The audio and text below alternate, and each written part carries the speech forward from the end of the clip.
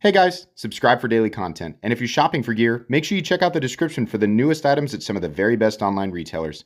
There's also links for some of the items that I personally recommend. Thanks!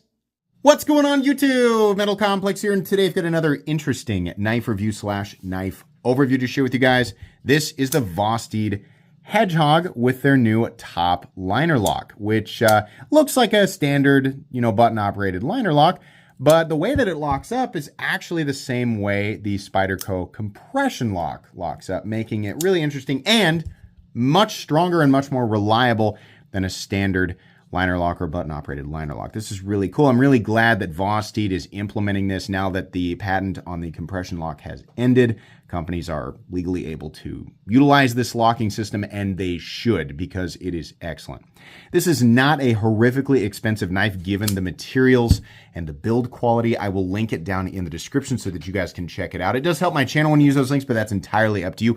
Thanks to Vosteed for sending this in. Thanks to my patrons for supporting me. Please make sure to follow me on Instagram at metal_complex and on TikTok at the_metal_complex. Let's go ahead and get a measurement of this knife. It's kind of a big, small, well, it's like a big medium knife. It's only 7 inches, but because of the height of the handle and blade, it has a much bigger presence, I guess is the way I'll put that.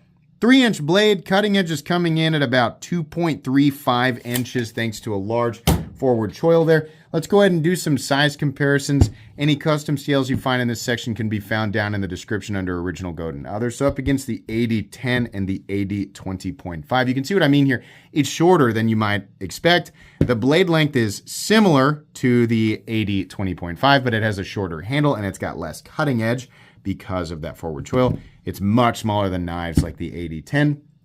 Let's put it up against the Spyderco PM2 and the Spyderco Para 3. Ergonomic lines are very similar to the Spyderco Para 3, except for the distance between these two areas here. On the Spyderco Para 3, it's much more narrow. But you can see here the idea is to maximize the total amount of ergonomic space and then still give you a reasonable amount of cutting edge. But there's definitely, the ratio is much more in favor of, hand room on this guy. And then finally up against the Benchmade Griptilian, or in this case, the Ritter Hogue and the Hogue Deca. So how's the action on this knife?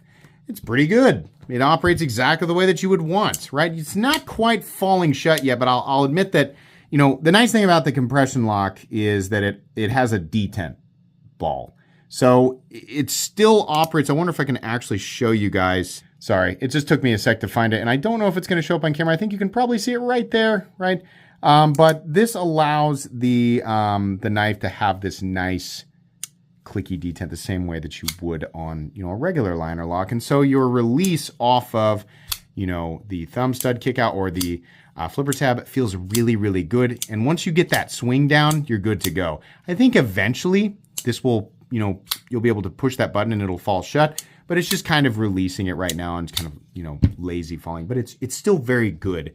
I think that's the nice thing about these moving forward is they won't be super tricky to figure out, right? To make the knives feel good on deployment. It should be pretty straightforward in that sense. And by the way, you can use this fuller right here to reverse flick it. It's just deep enough that that's a very comfortable reverse flick. So whether you want to flip it, which by the way, that sort of low profile flipper tab works really, really well. This knife kind of has it all without anything being in the way of something else. I really like that. The thumb studs are not even in the cutting path because of that big forward choil. So honestly, all of this feels very organic, runs on bearings. I'm a big fan of the action. Let's go ahead and do carry profile. Thickness up against the Spyderco Para 3. Yeah, it's about the same thickness. I think the Vosteed is a little thicker. Length and height up against the PM2 and Para 3. It is definitely tall. It's like approaching the same height as the Para 3, but it's not really any bigger. I mean, in the closed up, position, it's not even quite as long. It's definitely smaller than the Spyderco PM2. So if you're used to carrying either of these knives, the only thing you might notice with the Vosteed is that it's a little heavier. And on that note, we will go ahead and weigh it.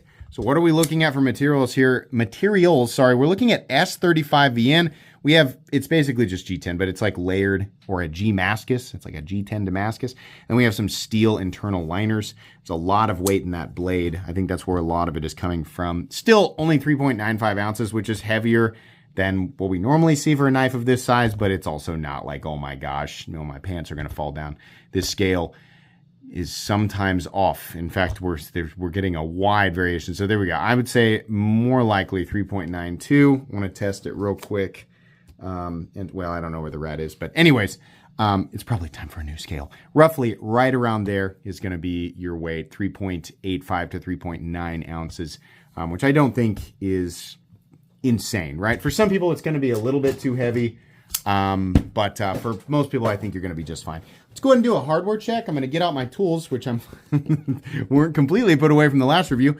My tools are very inexpensive and very recommendable. You can find them right down in the section of my description that talks about the tools I use on this channel. So I think what's in here right now is probably the T8. Yeah, we're going to go ahead and leave that one in there because the pivot is likely a T8, and then your body screws, yeah, they're going to be T6. There's only one body screw, which is nice. I think that's fine, just one standoff. We got a couple of T6 screws holding in the pocket clip. Really, disassembly on this knife should be very, very simple, very, very straightforward. As long as you have the right tools for the job, you should be good to go. Let's go ahead and measure the blade stock thickness, and then we'll get into the meat and potatoes here. So, the blade on this guy is coming in at about 125 thousandths, which is a little thinner than the average 130, 135 that we see, so that's fine. Let's go ahead and move on here. We've seen this profile before. It's not an incredibly unique profile, but it works. Ergonomically, it's very comfortable. You can choke back. That's probably the least comfortable position. My pinky's falling off the end. You can get right here, which they clearly intend for you to do because there's jimping right here, and that's pretty comfortable. It's pretty all right. Choked up is about the same as this. No position feels perfect to me, but it all feels good and it all feels secure. So for the most part, I think it's pretty purposeful. You can definitely get a grip on it. It's small enough that where it's however you want to hold it, whatever it is that you're doing, there's definitely going to be a pretty ideal grip. Nothing absolutely perfect, but I mean, if I were to give a letter grade for the ergonomics on this, like I sometimes say, I would probably give it a B+ in just about any position. It's pretty good. And Vosteed has just about the best pocket clip on the market, especially on the less expensive side of things. We have it nested with the screws recessed, starts high, drops, comes up to a slight bill, which is just great. Really like that. Edges everywhere are completely and totally chamfered down, so nothing feels sharp or inappropriate in any way. Choked up here, you can use this little harpoon notch, and the jimping is pretty good. You can definitely get a little bit of traction there, complements the index finger position. That blade shape is definitely going to be pretty ideal for most typical knife tasks, especially like your draw cuts and just stuff that you would normally do. S35VN, more importantly, I mean, well, the blade geometry is definitely important, but I think it'll well accentuate S35VN on a pocket knife. It's really cool that Vosteed is willing to work with S35VN and get it at this price point and combine it with their top liner lock. I really thought that they would reserve their top liner lock for a lot of their ultra premium stuff, and I think some other people were worried about that too, but then they released the Raccoon, which is definitely on the budget end, and then they got this guy, which is kind of in between. So that's cool that they're like, no, we're going to just put this lock on a whole bunch of different stuff. So I think that's great. S35VN, great steel, definitely still a super steel, great edge retention, good toughness, pretty easy to touch up, and definitely very stainless. So that's awesome. We have a nice flat here. We have a fuller that runs all the way out to what I'm going to call the nose of the blade. And we have another sort of swedge up there running down to the tip. The cutting bevel's even on both sides. Cutting geometry, thickness behind the edge, I would call about medium. It's fine, right? Definitely a good factory edge, and it'll definitely slice and cut and do all of those things. Really just good all the way around. They kept most of the billboarding off it. They just said, it says Vosteed right there, and then S35VN on the other side. That's fine. Another thing that I really like they did is they gave it some just generic thumb studs. They didn't try to go fancy with it. These thumb studs, I feel like, are on every other, not every other, but it's just like the standard thumb stud that you see on knives. And the reason for that is because it works. It's not an annoying shape. It's not some company trying to get fancy with their thumb studs. It's just they're there to help deploy the blade, and they do that. So that's nice. The button, it sits slightly tilted, which is going to bother some people. In the closed position, you can kind of see what I mean there. And it's because of the angle. It's attached to that lock bar, and because of the angle of it in the closed position. You can see here in the open position, it kind of sticks up a little bit on one side because this scoots backwards. So if that bothers you, it's like that. You know, I don't know. Some people are going to be bothered by it being slightly cockeyed. Nothing rattles or moves or anything. It's just the nature of the beast here, because the lock bar has to go left and right, and this thing is attached to the lock bar. Perhaps they could cut it out so that it sits perfectly in the open and close position. I don't think so, considering it's got to move left and right. I think that's just how it's going to be. So I don't know. It doesn't really bother me, but I've seen some other people point that out, so I figured I would too. Filler tab, I'm glad it's there. This isn't an ambidextrous locking system, but it does work really well. Like if you're left-handed, it's pretty great. If you're wondering if you are left-handed, can you disengage it by squeezing it? And the answer is yes. Left-handed people, because they have chosen to make this a button-operated compression lock, you have to be careful in every position except for this one, and even a little bit on this one. You choke up here and you squeeze hard enough, it's definitely enough in just the right spot to actually get that lock to disengage. I'm actually having a hard time right there. If you squeeze it hard enough, it can disengage, right? Now, it doesn't happen on a Spyderco knife because the actuation of it is back here. So there's nothing stopping them from creating one of these top liner locks with a switch like this, right? Where you're not going to disengage it, whether you're left or right-handed, because of where that tab is, right? So left-handed people, it's not like that, you know, sort of excludes you from using this. You just have to be a little extra careful. So definitely be a little extra careful. You don't want any accidental disengagements. We have a lanyard bar. We have a standoff. That's not a lanyard bar. That's just another little standoff, because we have a lanyard loop right here. Sorry, I'm just being stupid. You guys are used to that. We have, for some reason, texturing down here underneath the pocket clip, and it's a little bit faint on one side. I don't think they're all like this. It's noticeably different on this side, and it's almost like they didn't texture this side all the way through. That's weird. It's unlike Vosteed to have a weird fit and finish, like a quality issue from the factory. So I think maybe I just got a goofy one.